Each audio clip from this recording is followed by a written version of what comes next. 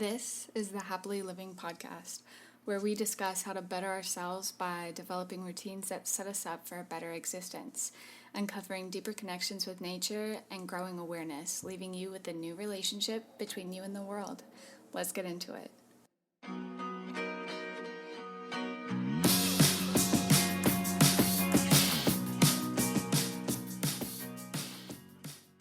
Welcome back, everybody. Hi. If you're new to this podcast, I'm so excited you are here. I am your host, Gabrielle Brown, and this is the Happily Living podcast. This is part 2 of episode 2, and this is the season of Love Your Mother. I present to you a... Wow. I just had a blanking moment. You know when that happens? Like I'm trying. I'm showing up. I love you guys. I love doing this. But sometimes being real and raw can mean that I am goofy and I forget. I repeat myself. I'm learning. I'm growing. This is all a learning and growing experience. So I thank you guys for creating an environment where I feel okay with being vulnerable and being myself. Now, I present to you guys the second portion of the episode where we discussed how things in our foods, ingredients in our foods can affect our body, and ways that we can provide alternatives that can benefit our budget, benefit our health, benefit our mental health, and we're going to continue that. So I'm going to discuss more about how creamers have ingredients very similar to everything else in our stores that have ingredients that we aren't really aware of or understand what those ingredients are, how it affects our bodies, and substitutes that we can use. So the use of creamer is more of a specific thing that happens in your everyday life and can have a compounding effect on you. And so this is something that I thought would be very helpful.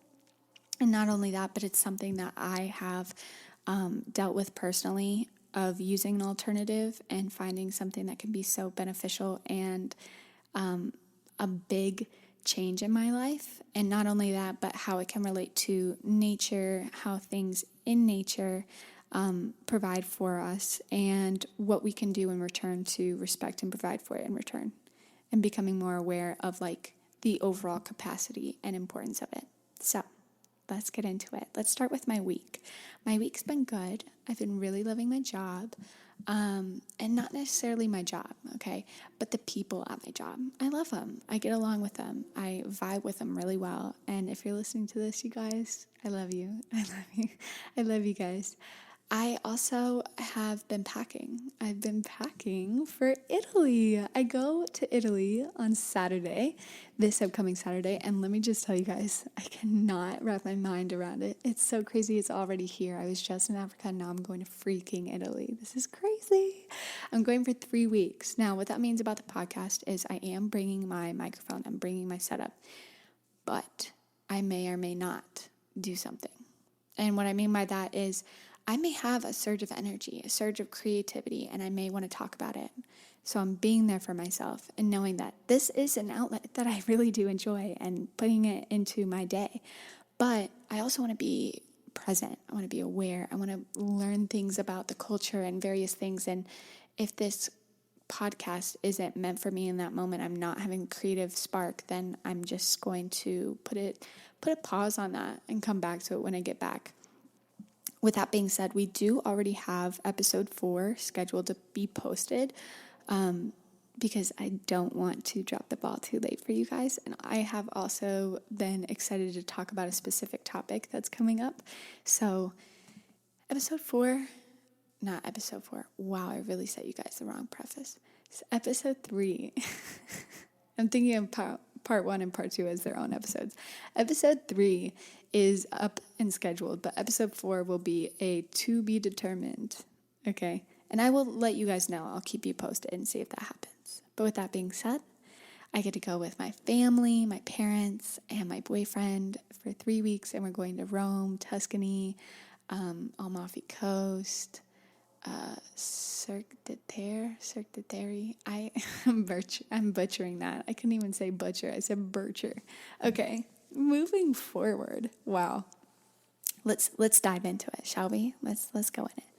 I know that last week I may not have dived into discussing foods and ingredients as much as I wanted to. And I didn't want it to be overwhelming, but at the same time, you guys may not be aware of things that I am aware of. And so I gave you guys a little bit more benefit of the doubt of having that awareness. And so it may not have been everything you wanted to hear.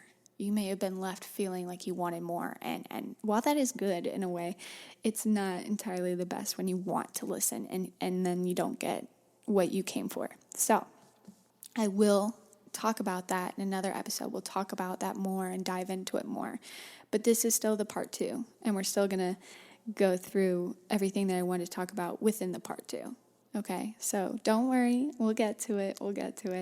I'm having a host come soon, episode 6 or 7. I haven't decided yet, so I'm very excited, you guys. It is a surprise host for right now, and as we get closer, I may or may not drop the ball and tell you guys who it is, but for that time, you will have to wait. So talking about using substitutes for creamer, I like to use honey, okay? And a lot of creamers contain artificial flavorings, like gums, various things. According to Mana.md, sodium caseinate, dipotassium phosphate, sodium aluminosilicate, mono and diglycerides, cellulose gel, cellulose gum, carrageenan, artificial flavor, and artificial color are all ingredients found in creamer, a highly processed food. Now, it also contains corn syrup solids, hydrogenated vegetable oil, such as coconut, palm kernel, or soybean. You have cellulose gel and cellulose gum. Now, that is a heavy list of ingredients that are a major gut disruptor and can even affect our mood and energy levels. It can even cause bloating and make it difficult to lose weight if that's something that you're focused on right now. And let me dive into those ingredients a little bit more. Carrageenan is linked to cancer and is derived from a red algae. It's not meant for our bodies to digest. You have hydrogenated oils, which are highly processed, therefore making it an energy-draining process for our bodies to digest alone, right? You have cellulose that comes from trees and plants, and they, in the food industry, derive this with wood shavings. So that's not meant for our bodies. And they use this in shredded cheeses to preserve freshness. So cheese is not meant to be separated. And the way that they preserve it so it doesn't mold as quickly is by implementing cellulose into the ingredient. You have sodium caseinate, which can elicit triggers to an allergic reaction, causing skin, eyes, and gut irritations. According to myprotein.com, dipotassium phosphate is somewhat of an okay supplement, but when you take over long periods of time, it can cause an imbalance to your phosphates in your body. I wonder who takes it over a long period of time. Oh, let me just be facetious right now. People who drink coffee creamer in their coffee every single day, that could be taken over a long period of time. Okay. When this happens, right, when you have an imbalance in phosphates in your body, you can have all kinds of side effects, and a lot of them are typically headaches or even worse, up to migraines. Just by having like coffee creamer in your coffee, just by enjoying something that you thought could make you happy can cause you to have headaches and migraines. Based on study.com, aluminosilicates are a highly helpful class of minerals that have a wide range of uses, including lubricants for machinery, delicate jewelry, not to mention coffee creamers. Now, I don't know about you.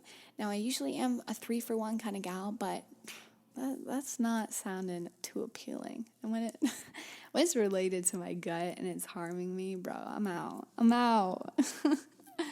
According to foodconstrued.com, sodium aluminosilicates is a combination of silicone, sodium, aluminum, and oxygen, which is also known as albite feldspar. Potters use it as a strengthening agent and glazing agent. Ooh, I'm definitely out. It is manufactured synthetically for the food industry and can result in irritation of the skin, eyes, and mucous membranes. So, you know when you're coughing, you just have this cough. It's just there. You don't know why it's there. You're not sick. There's no allergies going on. It's just a cough. You can't clear your chest. You can't clear your throat. That could be a symptom of it, bro. You may want to look at your ingredients in your food.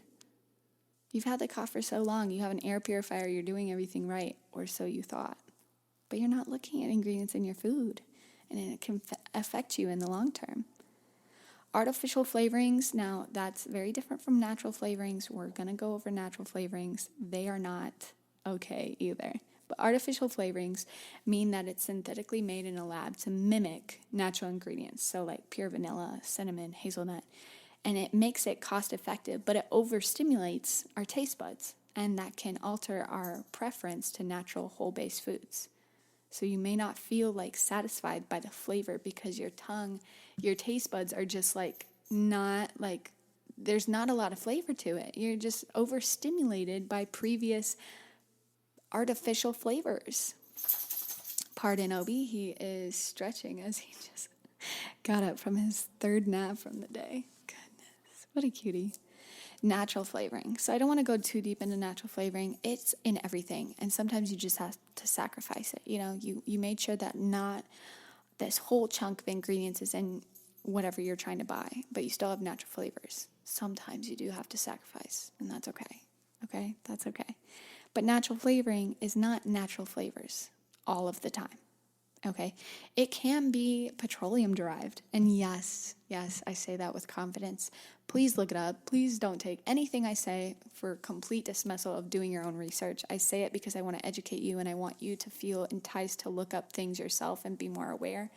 But yes, natural flavoring can be petroleum derived because petroleum is a natural found ingredient. I say ingredient, but natural found thing in the earth. Okay, so they can use it as some type of agent. But this isn't just subjected to petroleum oil. Natural flavoring can be anything that's naturally derived, of course. Anyways, it can cause headaches, nausea, chest pain, various allergic reactions, and usually these are symptoms similarly related to colds, and a lot of the times you get dismissed when you go to the doctor because it's a cold cut textbook case. You know, you're like, oh, it's probably just a cold, or oh, like you need to drink more water, or blah, blah, blah, blah. Which could be fair. You probably do need to drink more water. But you shouldn't be dismissed. Your feelings should be validated. And for the fact that you put stuff in your body that we aren't at fault for this. I mean, partially we're at fault because we're not being aware of the ingredients, but we don't feel like we were never told that we shouldn't trust them. We were never educated that we should look at ingredients in our food because we thought if it's FDA approved, if it's on the shelves, it should be good for us to eat, right? It's crazy. It's crazy. Don't get too hard on yourself. Now, I feel like with all of these unnecessary ingredients, by the middle of the day, I have a huge energy drop in my overall energy. My blood sugar levels are low. I have coffee to literally make me have energy throughout the day, and then halfway through, I feel like crap. What's up with that? That's like completely dismissing the whole point of doing it. Well, it was tasty. It was tasty. It was satisfying. But yet, I still feel like this way. Here's the thing. Let's just mimic an environment. Let's be weird really quick. Okay. Your body, there's cells in it, everything that's like working. Okay. You have hard workers in there. Let's just literally make... You're going to think this is so weird. We're going to make a little scenario. Okay? Ready? All right. Worker 1, worker 2, and worker 3. You get the case of creamer in your body, and you're trying to distribute it throughout your body into the places that it needs to go in order to do the things it needs to do and keep your body functioning properly. Whoa. What is that? Worker 1, come here. Come here, worker 1. I told you this is going to be weird. I don't know, worker 2. What do you think? Where should we put that in artery 3? Where should we subject that to? I don't know. Make a worker 3's problem. All right. I can't believe I'm doing this. Worker 3. Can you take this over to I'm not even a medical doctor, so I don't even know parts of my body. Isn't that kind of sad? Okay. Worker 3, can you take this to room 4? Have the blood cell take care of this for us? Yeah, I got it. Do you know where this came from? Nope, absolutely not. Probably from Gabby being all stupid. I can't. I don't know if I can keep this, you guys. Oh my god. I'm gonna laugh so hard at myself. Oh my god. Okay, essentially, the scenario did not work out. But what I was trying to elicit was the fact that these were workers have no idea what to do with this. And so they're trying to like put the creamer into an area that it can go to digest properly. But so essentially what I was trying to elicit is the fact that like if it's not naturally derived from the earth, it's hard for our body to digest it properly and distribute it to surrounding our body, throughout our body, that it does in order to break it down. So sugars go through different parts of the body. They elicit different things for your body. They help you have energy and everything for the day. You know, protein helps various things like regulate your ghrelin and leptin levels, various things, okay? Various things that we aren't aware of, various things that we aren't educated on, various things that are very deep and just textbook. It's a lot. It's very detailed, very specific, very intricate. When you have various ingredients that are so like gut disrupting, inflammating, and just our body doesn't know what to do with it, it can't properly provide us a good source of energy without it dropping the way it does. And this is based off an observation, based off of things that I personally have gone through. And honestly, correct me if I'm wrong. I think I'm on the right page here, but I'm always open. I'm always willing to learn more. Just be kind about it, you know? Email me at thehappilylivingpodcast@gmail.com. But anyways, so things like honey can be distributed throughout our body more easily. It's a source of sugar, but it is natural sugar. And our body is provided with all sorts of aminos, antioxidants, vitamins, minerals, and it lowers inflammation in our gut. It's an anti-inflammatory property. And it's a great alternative to a creamer that has not millions, I'm exaggerating, obviously, but millions of ingredients. And I don't have to deal with all the side effects. And I'm supplying my body with all these great things that it needs to just be so happy and giddy. And I love myself. I do love myself. But I love making myself a latte in the morning and using honey as my sweetener because I'm just so ready to take on the day. And just knowing how happy it makes me and how good I am as a support system and advocate for my body, I got so excited. I do. I love it. I love all this stuff. But things like honey are provided for us from bees, nature's biggest advocate for pollination and food cultivation, paired with freaking wasps. But we're not out here to talk about that right now. We're here to support our environment, but we're here for the bees right now, okay? Okay. One of my favorite quotes is from Albert Einstein, and he says, if the bee disappeared off the surface of the globe, then man would have only 4 years of life left. Holy smokes, you guys. Like, bees are so important, and I tell people all the time, and they're like, it doesn't matter, like, if a bee's in my car, I'm going to kill it. Okay, here's the thing. Besides being an absolute ignoramus, yeah, I said it, ignoramus, you can just roll down your window, okay? It's not trying to sting you. It's trying to get out, and it doesn't know what to do. And if you seem as a threat to them, they are going to try to they are going to create a flight and fight response, and they are going to do what they instinctively know, okay? They're going to protect their hive no matter where it is. They think that putting themselves at risk is far greater than putting their hive at risk. So they're going to sting you. They're going to do what it takes, okay? Obviously, I'm not a bee whisperer, but this is cold-cut facts, all right? Now, don't take my word for it. Provided by ActiveSustainability.com, bee pollination is responsible for the existence of 84% of the 264 crop species and 4,000 plant variations in Europe alone. 84% in Europe alone. Bees are extremely important to our survival on this planet, and without bees, many ecosystems would collapse, including our own.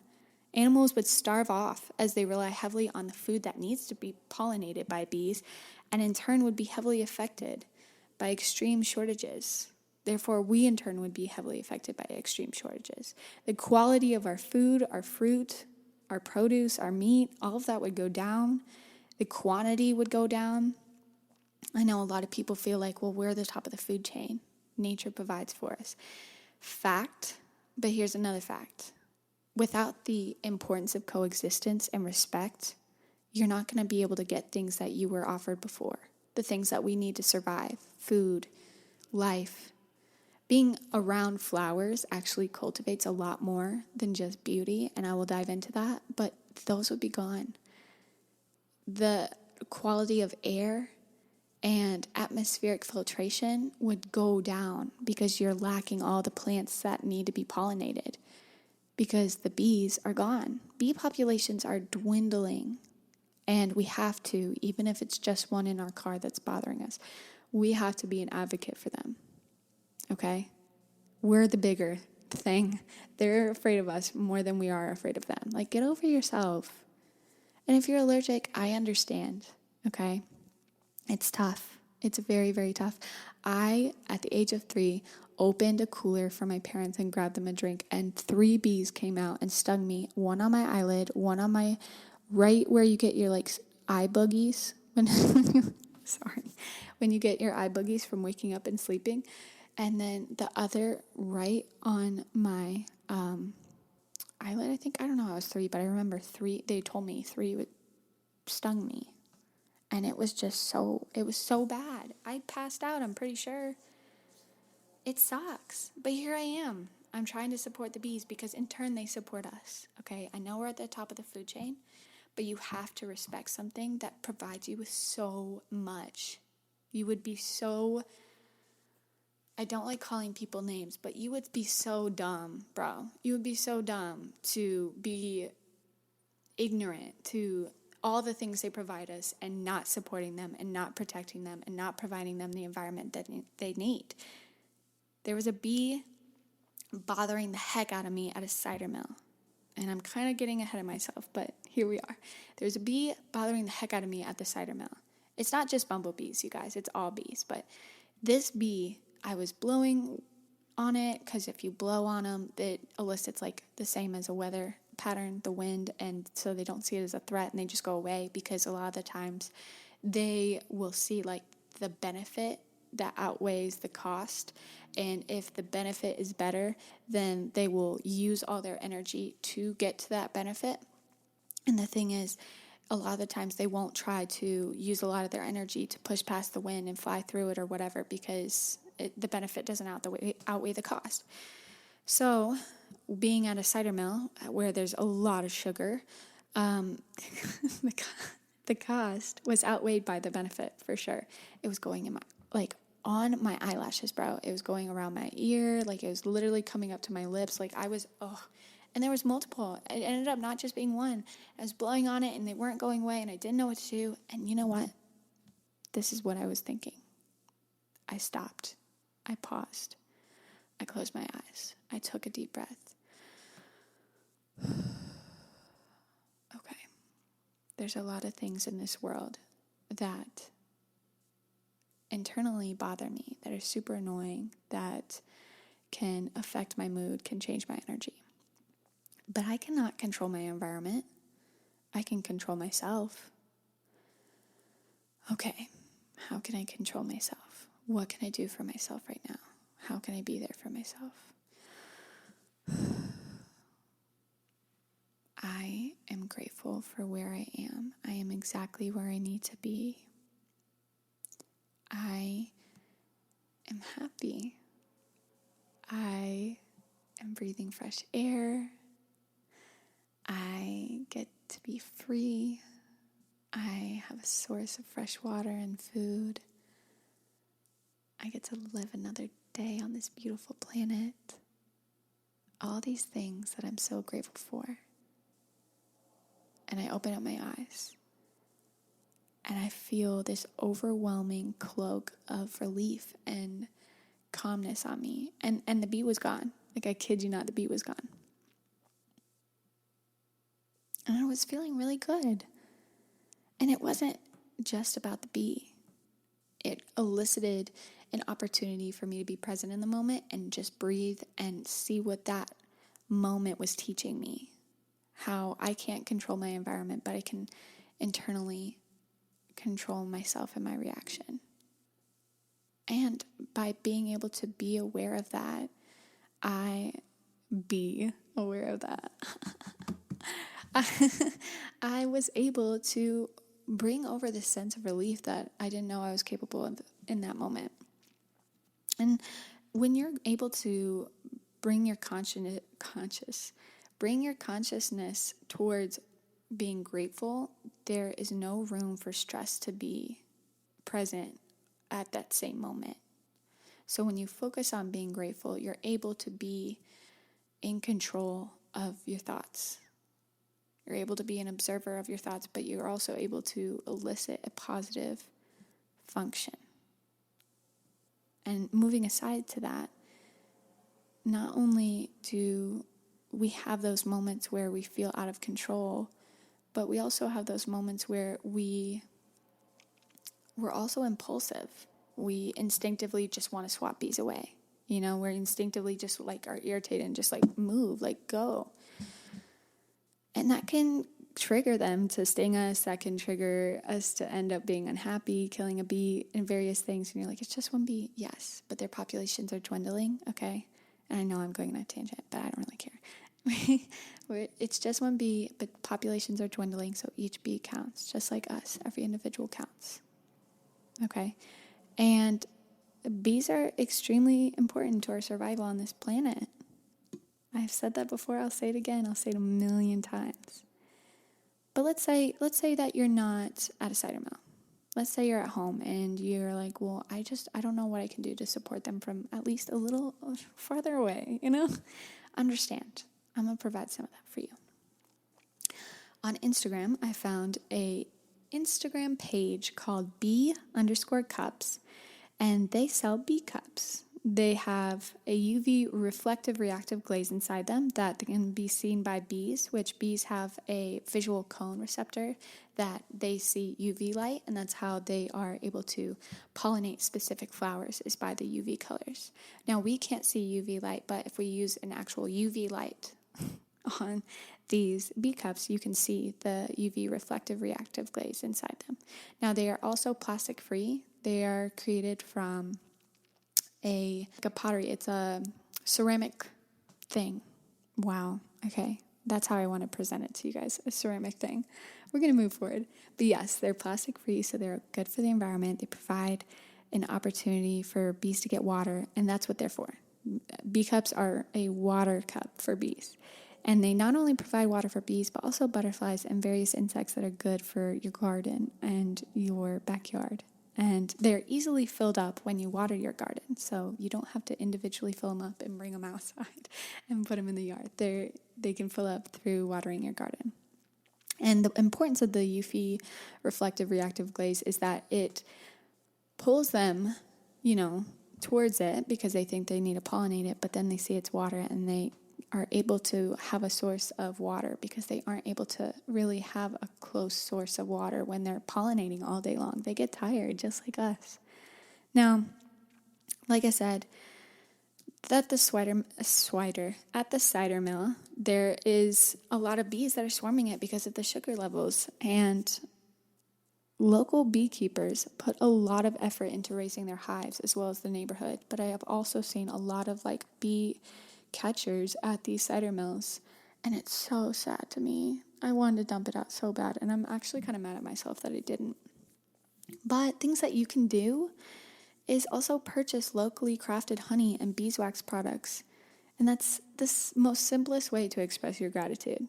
And many beekeepers use ingredients from their hives to make beeswax, candles, soaps, and even cosmetics. And additionally, local honey is important because it's made with seasonal allergies, okay? And what that means is the pollen collected from these bees are the local pollen that you're typically allergic to. And seasonal allergies suck. My eyes get so itchy and watery and raw, and my nose gets stuffy or runny and itchy and raw, and I'm sneezing in eighths, and it's just ridiculous. My skin gets so itchy. It's just so uncomfortable. And dogs too. You'll see your dogs licking their paws and you tell them to stop, but that's how they aid in their seasonal allergies. And what you can do to help them is also give them some of the local honey. in portion, of course. And I'm not going to go into it, but just a tad, just a me swidgen. You can actually provide your dogs a small portion of blueberries, strawberries, pure pumpkin, broccoli. Let's see. What else? What else? You can look it up. But it's really good for them. It's really good for their bones. It's really good for their joints and hips. It's really good for seasonal allergies, various things that real food helps them with. Do not give them grapes. Do not give them chocolate. We know the drill. But look up things that you can give them, okay? And I can also dive into that a little bit more in another episode so I can provide you guys resources to look through it. But not only that, like I said that, it helps with allergies, but because local honey is made from local flora, so native plants, it therefore provides the pollination and growth and development of the beautiful blossoming flowers in your backyard. And we'll talk more about these beautiful blossoming flowers, but just finding all these things about bees that you never knew is kind of like an uplifting experience, is it not? Like, we're here for it. And to support the expansion of local beekeeping societies and environmental organization programs, you can also donate your time. Wow, if this was an advertisement, a sponsorship, I think it'd be, they'd cut their loss. No, I'm just kidding. To support the expansion of local beekeeping societies and environmental organization programs, you can also donate your time, supplies, and even just donate. Go to thebeeconservancy.org to find out more ways to support our bees. How was that? That was good. I think that was good. And on top of that, if you're like, well, I'm not a nature person. Okay, but here's some mental health tips and tricks. According to Nationwide Children's Hospital, serotonin and dopamine coincide with our mental health, sleep, and even our metabolism. So studies have shown that people with depression and even anxiety have low levels of serotonin and dopamine. By being in nature, even though you're not a nature girly or nature guy or nature person, there are various ways you can stimulate and raise both of these. Being near bees, there's a frequency given off by their buzz, which is the sound is created by their flight muscles, right? And this elicits a positive effect on our health. This energy exchange has been proven in bee medicine, and it can reduce inflammation, promote healing, release serotonin and dopamine. Therefore, it raises those levels within you and boost our immunity. My mom has these big lavender bushes, and there were so many bees, and I literally walk out there and I just sit. And I use my phone to record them and stuff, but I would just sit after a moment. I put my phone down, and I would just close my eyes and I'd listen to it, and it's like, the frequency was just so beautiful, and just being aware of everything they provide us was just so like warming in a sense. Like, I just felt so whole, and I was so grateful. I loved them. I was just, it was such a moment for me. I love it so much. I really encourage you guys to do that. They didn't even come near me. I came near them, but they weren't bothered by me. They didn't see me as a threat. They were literally doing their thing.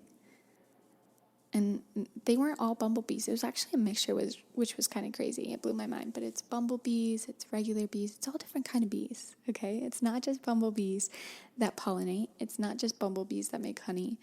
And it's actually a lot more in depth than you think. So I really suggest going to these different links that I put down in the caption, so that way you can learn more about bees in general.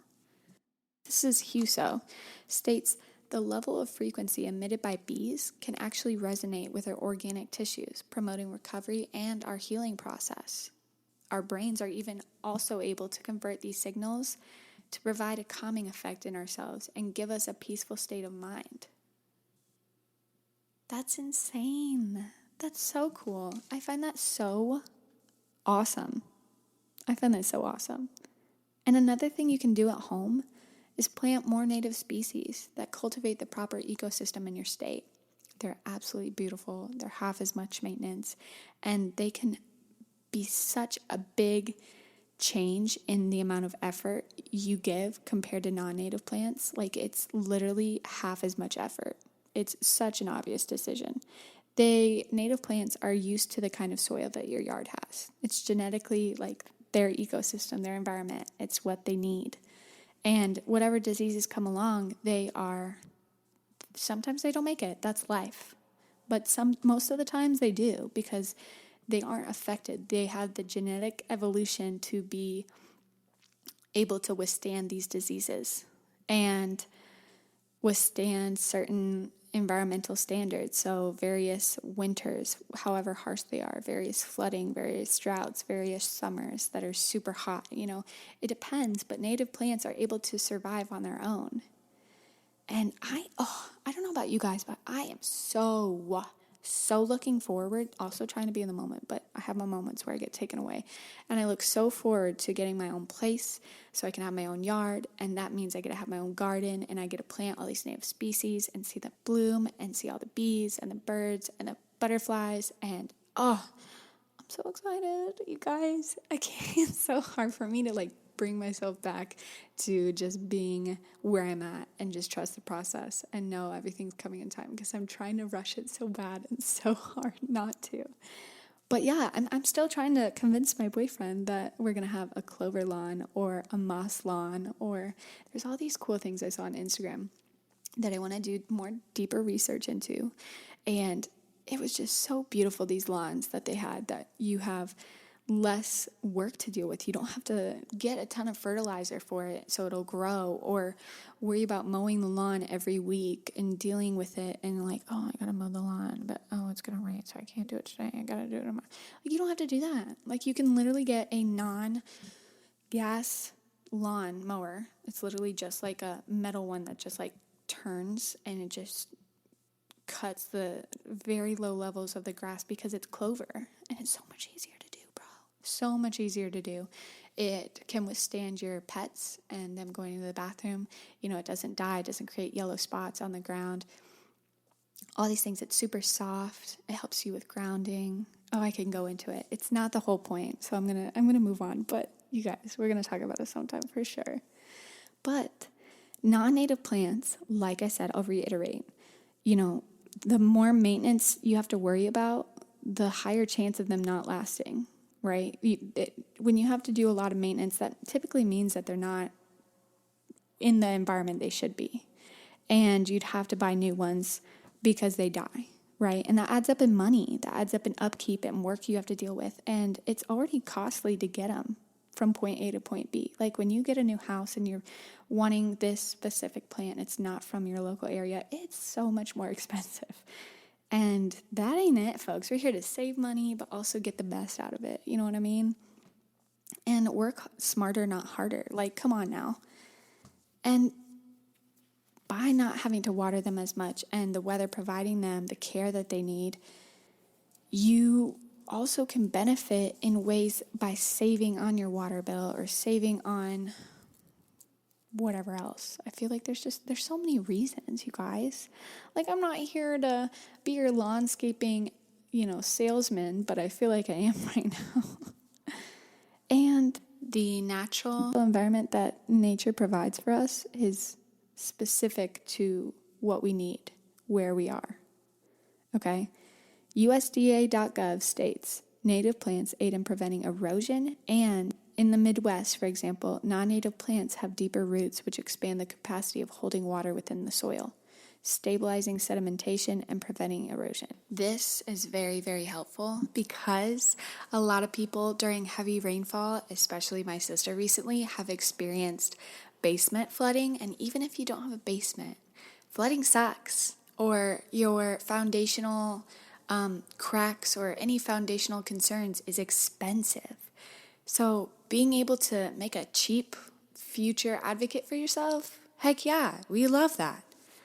Also, I want to mention beeswax wraps. Let's go. So beeswax wraps are a substitute for cling wrap, and they help with keeping your produce fresh, and they may be a little bit more expensive up front, but they are very much reusable as many times, and you just run them underwater and they get sticky again. They help support local bee businesses and suppliers.